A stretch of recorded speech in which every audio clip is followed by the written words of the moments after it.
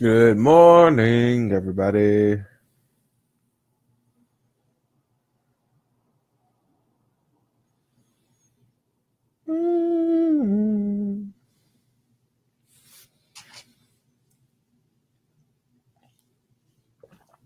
Morning, Liz. I think we have a conversation to catch up on, right? This is how we do.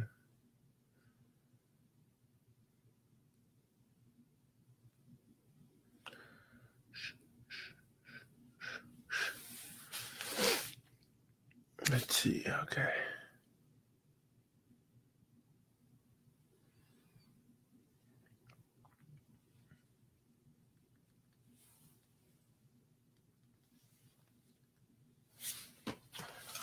We can catch up after our session today.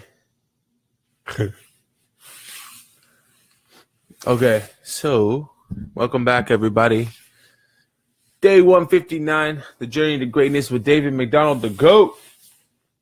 Happy Saturday. I'm happy I didn't go out yesterday. I did miss a great festivity, though, I should say. But I'm happy I didn't go out because I would be hurting right now. All right, so we're going to get into our meditation routine. And I will see you guys on the other side.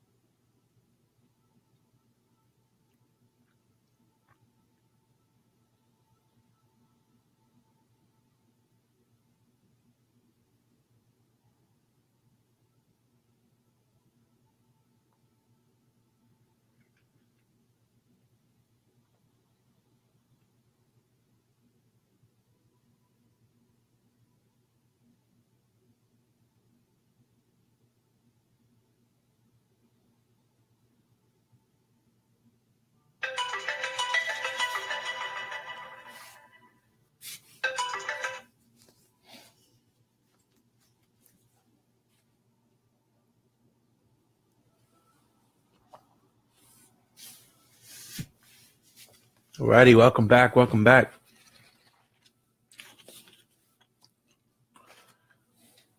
So we just finished our meditation routine. And good morning, Brandon. What's going on? And now we're getting into our reading routine. Only 20 pages left, and we have completed another successful, wonderful book. We're reading Think and Grow Rich by Napoleon Hill, and it's been absolutely wonderful to read. So if you've thought about getting a new book, a lot of successful people talk about reading this book, and now I can actually have a conversation about it. So if you're thinking about reading it, it's a must. And it's pretty amazing stuff. So I'll see you guys on the other side.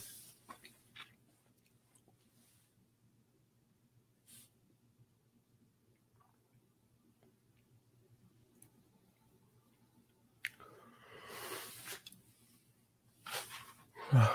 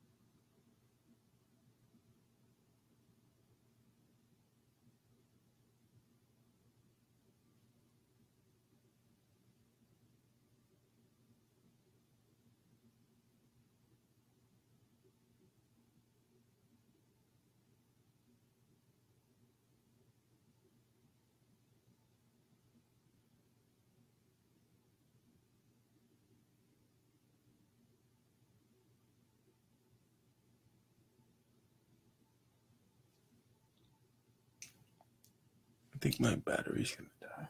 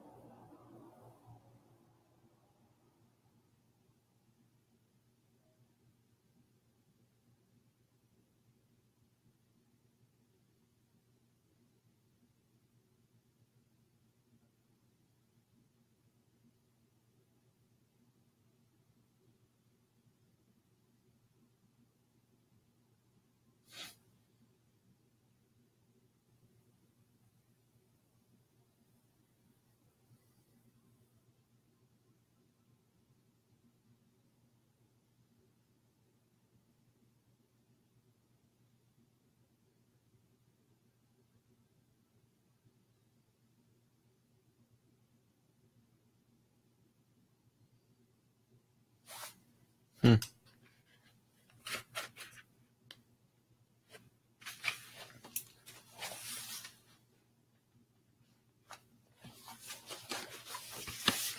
Alrighty, welcome back. So now we're going to get into our journaling routine. Morning, Ma. How's it going? Padilla, ¿qué pasó? I gotta call you back too, brother. I missed you yesterday, man. We'll talk today. See? Okay, so we're gonna get into our journaling routine. 1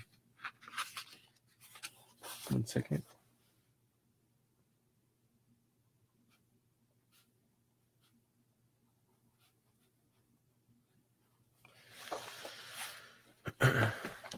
We're gonna get into our journaling routine. So in our journaling routine, the first two things I like to start with is waking up. Thank you, being grateful, or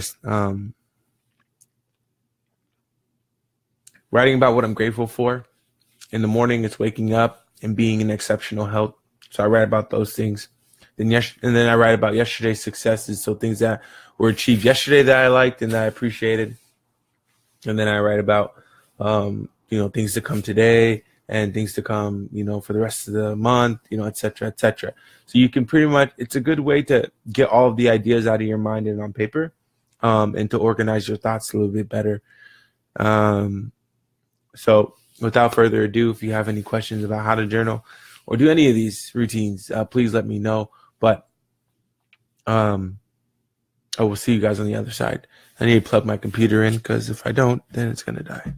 So enjoy.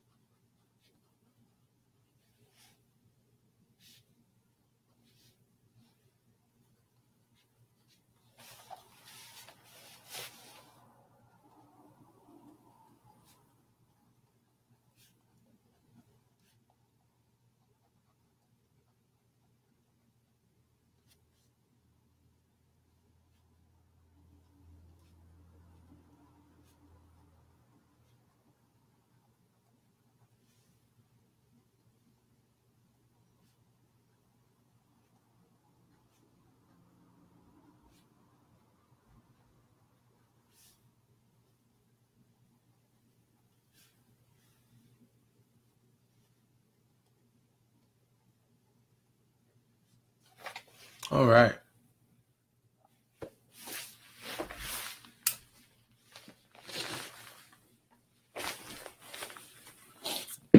So that concludes our journaling routine. Good morning, Uncle. How's it going? Dana, what's up? How's it going? All right.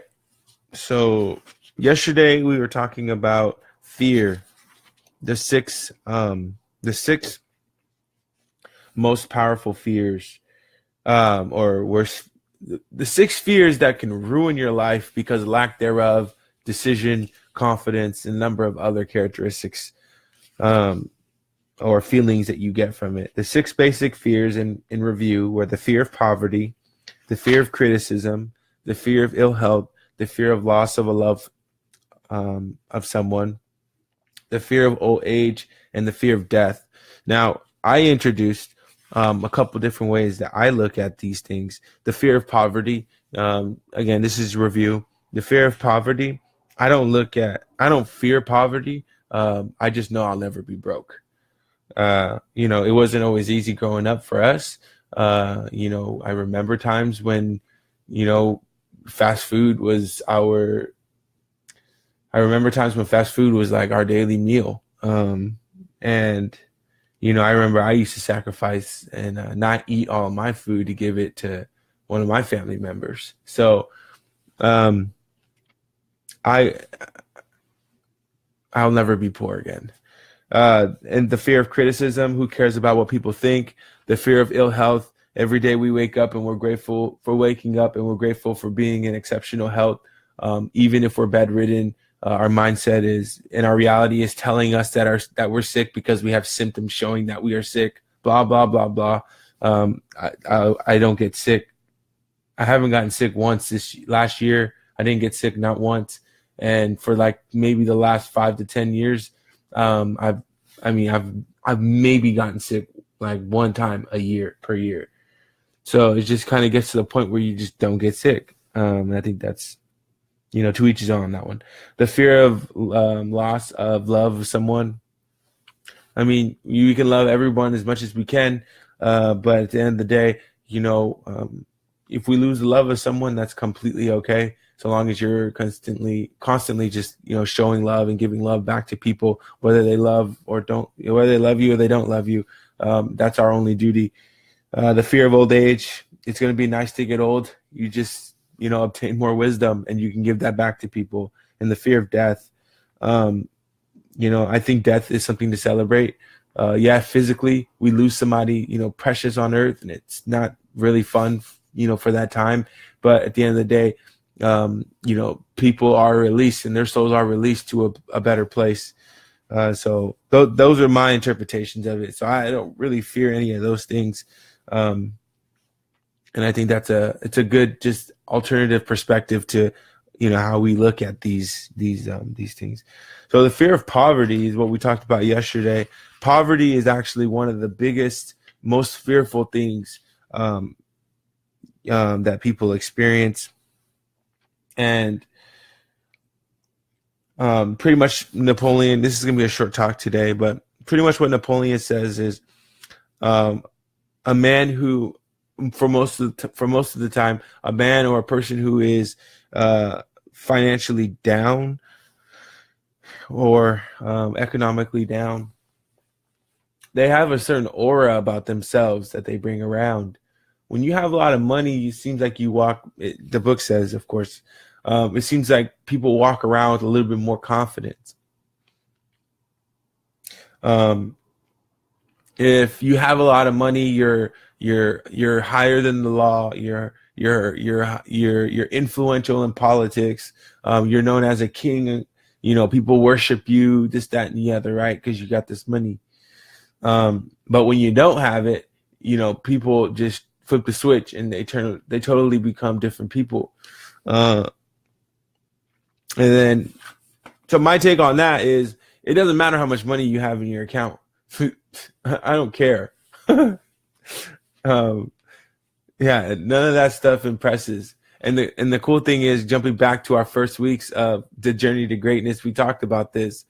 When when I meet celebrities or when I meet people who are well established, I don't get all crazy about it. Like, they're just people, they're just men, just like, and women, just like, like we are. And at the end of the day, you'll come to find is when you're in a more poised position and you just reach out to shake somebody's hand, or if you're really excited about meeting that person, you give them a hug, but you're still composed, that person is more likely to talk to you. A fan is a fanatic, and you should go look that up because that's pretty crazy too. But the thing is, money shouldn't define your level of happiness, and money shouldn't define the way you carry yourself. If you know you are great, period.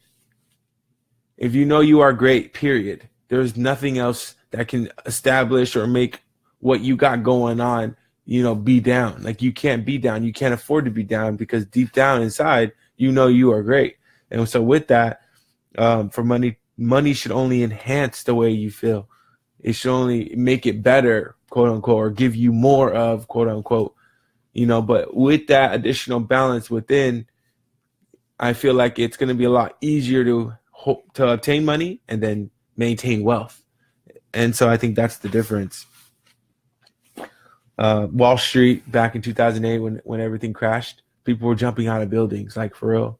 Yes, I understand that all of your money is put into this, unless I don't really understand actually none of that, but I don't know what lengths money, would drive someone to do that. And I think to go from being really rich and then going to be like zero in your bank account would be a catastrophe of an event. But then I think to myself, it's like, okay, so how do you dig deep down inside, find your bearings, pull yourself back up, and then, execute. No matter your age, it doesn't matter. All that doesn't matter. But just get back to that level that you were at. And I think it all stems from just knowing who you are and digging deeper and deeper inside, like I said. So symptoms of poverty. Book talks about symptoms of poverty. I want to read these. There's a couple that actually stood out to me. And I hear about it really often, especially in real estate. Indifference, commonly expressed through lack of ambition. Willingness to tolerate poverty, acceptance of whatever compensation life may offer you without protest, mental and physical laziness. Lack of initiative, imagination, enthusiasm, and self-control. So these are symptoms of poverty. Indecision, the habit of permitting others to do one's thinking, staying on the fence. Doubt, generally expressed through alibis and excuses, designed to cover up, explain away, or apologize for one's failures, sometimes expressed in the form of envy of those who are successful or by criticizing them. Ooh.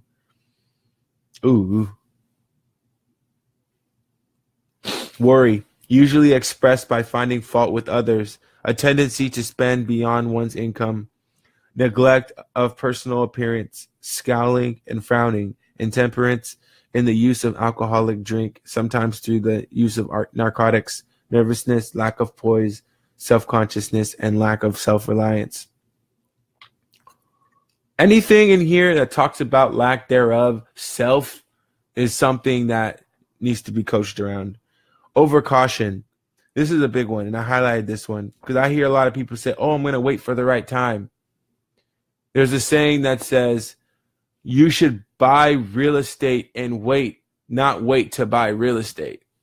And I'm a huge fan of this. I'm a huge fashionist. I'm a huge advocate of this. The habit of looking for the negative side of every circumstance, thinking and talking of possible failure instead of concentrating upon the means of succeeding, knowing all the roads to disaster, but never searching for the plans to avoid failure, waiting for the right time to begin putting ideas and plans into action until the waiting becomes a permanent habit. Ooh, I know some people. Remembering those who have failed and forgetting those who have succeeded, seeing the hole in the donut, but overlooking the donut. Pessimism, leading to the indigestion, poor elimination, and auto intoxication, bad breath, and bad disposition. So that's just Overcaution. I see that one quite often, not only in real estate, but in people going after their dreams. Oh, I'm going to wait for the right time. What book was it? I think it was The 4 Disciplines of Execution. There are 10,000 legitimate different reasons for you not to achieve your goal. There are 10,000, maybe even more reasons for you legitimately not to achieve your goal. So when I talk to somebody and I'm like, hey, so why haven't you done this? They look at me and they say, oh, well, I got my kids, or, oh, well, I got this, or I got this, or I got that.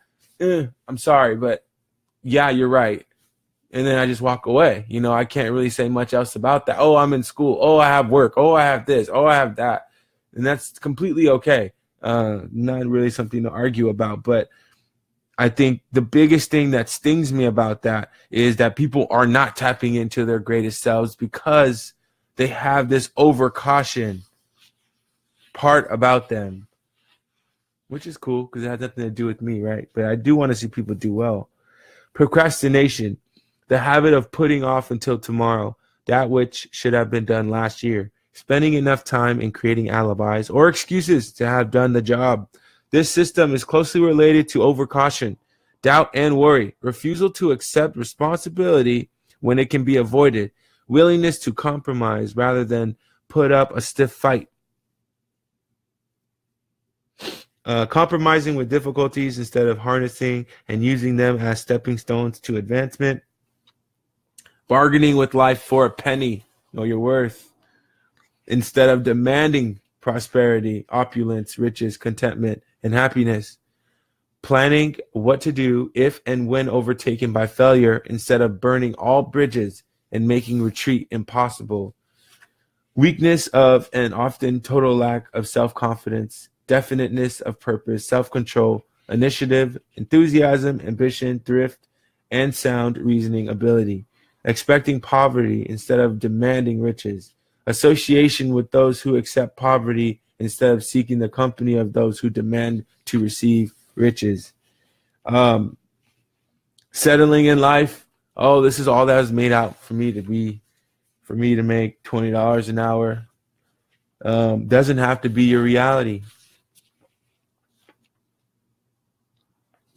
When going into something, there is no turning back. There is no plan B. If I was to ever hit a hard time, there is no David has to go get a job type of thing.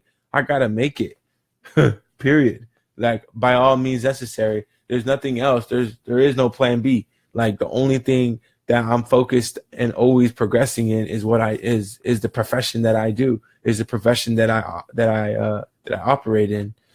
And period. There's nothing else. There's nothing more to it.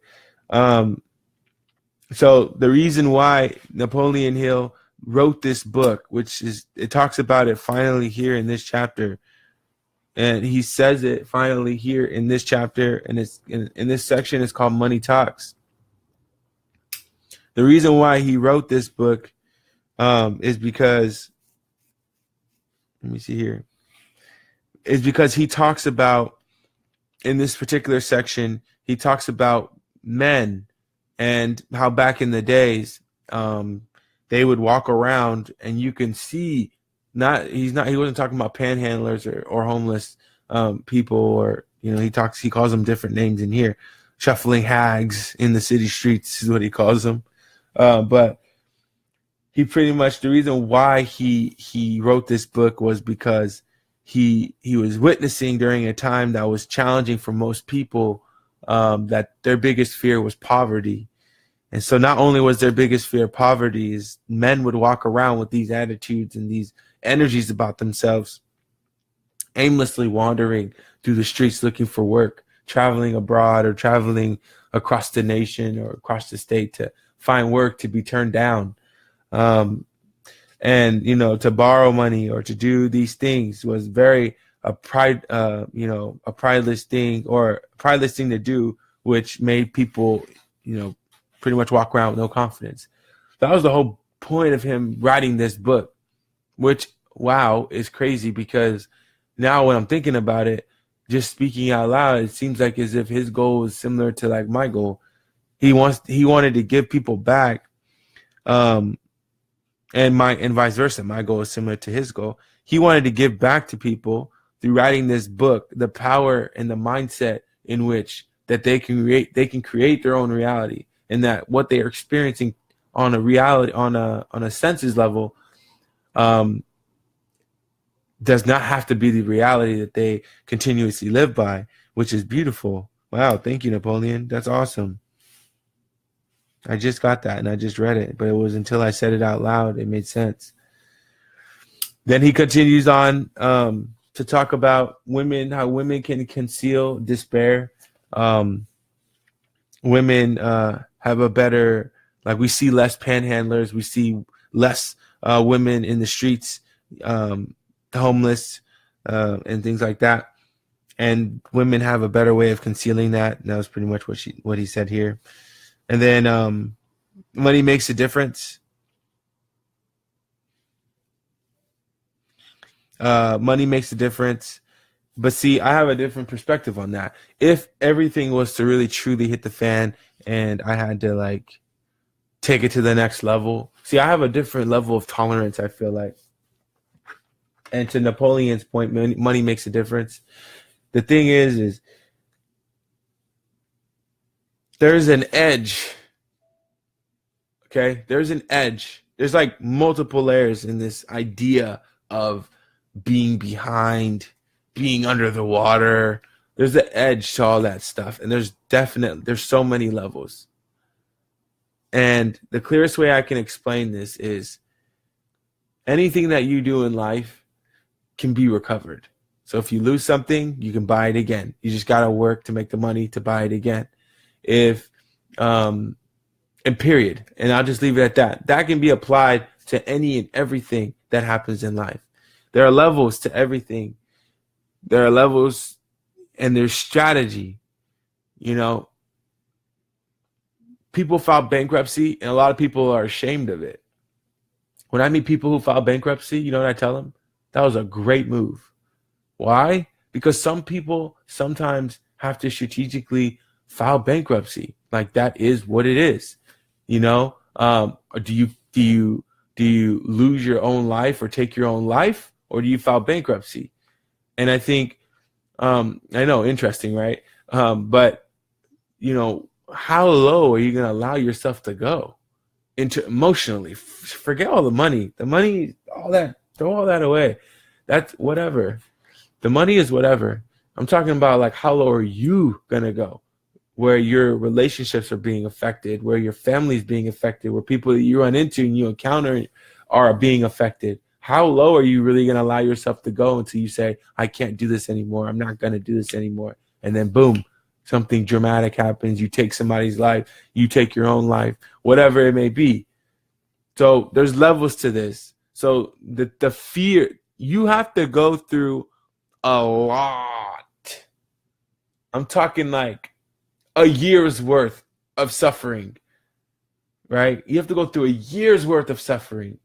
And what I mean is, you would have to, like, if you owned a house, you'd have to not make payments for an entire year for a foreclosure to happen. To be verified, of course. Don't hold me to that. Somebody throws me something. But my point is you'd have to wait a whole year. But every single day, every single month that you went through this process of like, oh my gosh, what am I going to do? And you're sitting here trying to figure out, and all these things are piling up on you, right? You got to wait a year. Take a step back. Take a deep breath. Everything's going to be good. When you burn the bridges, when you go to war on an island and you burn the boats, you are not going anywhere except for success, period. Even if you die doing the thing that you love doing and you put 180 million% into doing that thing, at the end of the day, people can look at you and say, you know what? At least he or she died doing what they love to do. When you commit yourself 100% to something, you will be successful. There are no plan Bs. And even when things appear to be super stressful, this, that, and the other, You got to ground yourself in knowing, hold on. Hold on. This is my life. This is my world. I'm in control. Nobody else is in control of anything else that I do. If I don't want to do something, I don't have to do something. Yeah, I might feel a benefit. I might feel a sting over here. I might feel a sting over there. But at the end of the day, I don't have to do any of this. So let's not ever get that confused. You are in total control. We are in total control. Period. And everybody is just playing a role around us. And I'll leave it at that. So I love you guys. Thank you for joining me on this Saturday. Day 159 of 365 with David McDonald, the GOAT. You are the greatest person on this earth. And together we will make this place a better place. I'll see you guys tomorrow at 5 a.m. Peace.